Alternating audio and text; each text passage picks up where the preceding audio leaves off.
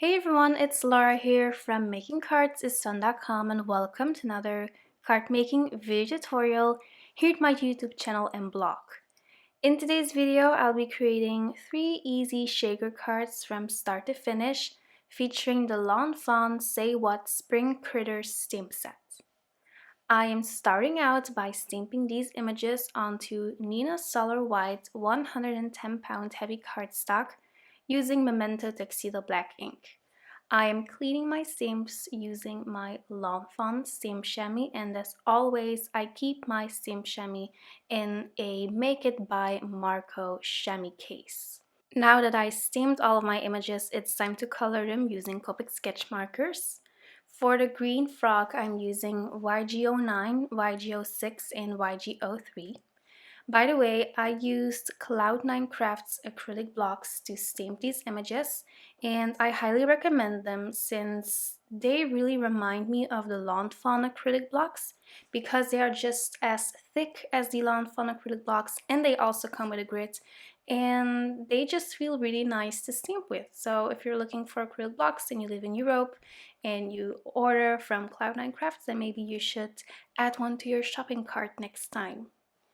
For my bunny, I'm using E35, E33, E31, and E30. And then I'm also using R11 to add some color to those cheeks. For my sheep, I'm using E30 and then E0000. And I'm also going in with E01 to add some blush or color to the cheeks. I wanted to add a little bit of color to this sheep. I wanted to add some shadow and make it pop a little bit more. So I went ahead and I went in with W00 and W0. After coloring these images, it's time to cut them out using the coordinating dies. I also colored this teeny tiny little flower from the Spring Critters stamp set. I just used RV11 for the pink petals, and then for the center little dot of the flower I used BG11. I also stamped the little fly from the Spring Critters stamp set, and I went in with a BG11 Copic marker to add a tiny little bit of shading. Next, I am die cutting a rectangle from the Outside in Stitched Rectangles die cut set from Lawn Fawn, and I am die cutting that 3 times using pattern paper from Lawn Fawn. I used their Dandy Day Petite paper pack and then their Really Rainbow Scallops paper pack.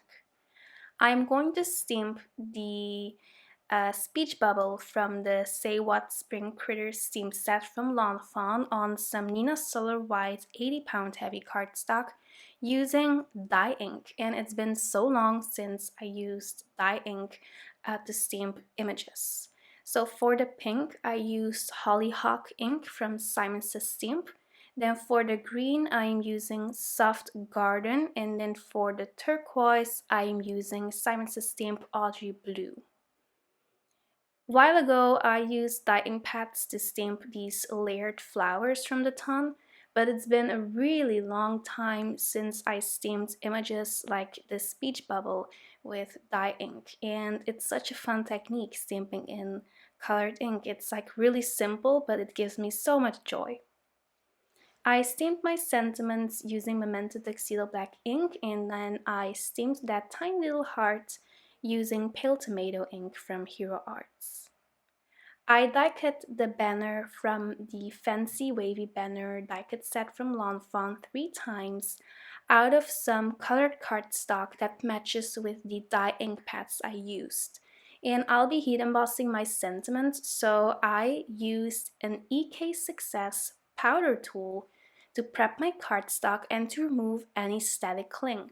This is the first time ever that I use a powder tool. Normally I use regular kitchen flour and the paintbrush, but I really wanted to give this powder tool a try because everybody's using it, so I decided to go ahead and try it and to compare it to my good old kitchen flour and paintbrush. So far, I haven't really noticed a difference in my heat embossed sentiments, so I'll be giving it another try. Maybe I'll do a small comparison video or something like that to compare.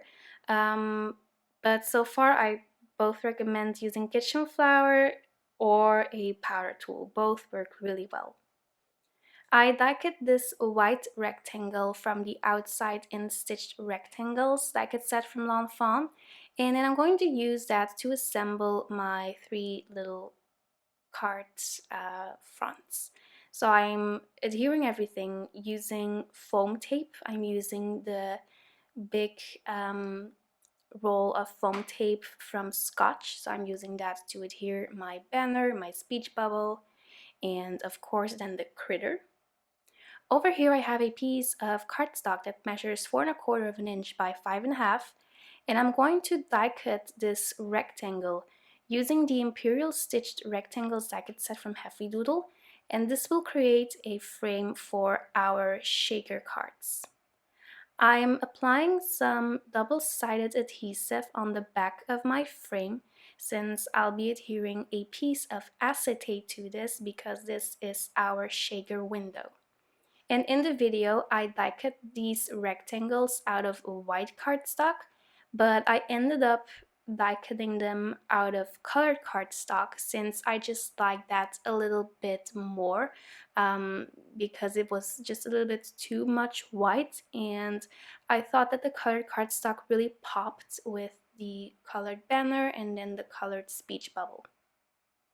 For my shaker window, I'm going to trim down these pieces of Scotch foam tape. I'm cutting them really narrow since this is a really small frame. I'm only going to use 1 layer of foam tape. First, I wanted to use 2 layers because 2 layers just give your sequins a little bit more room or space to shake, but 1 layer works really well.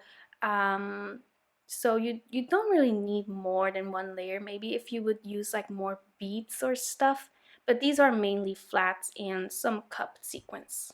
The sequins I'm using are from Little Things from Lucy's Cart, but I'm afraid that all of these mixes are discontinued and no longer available.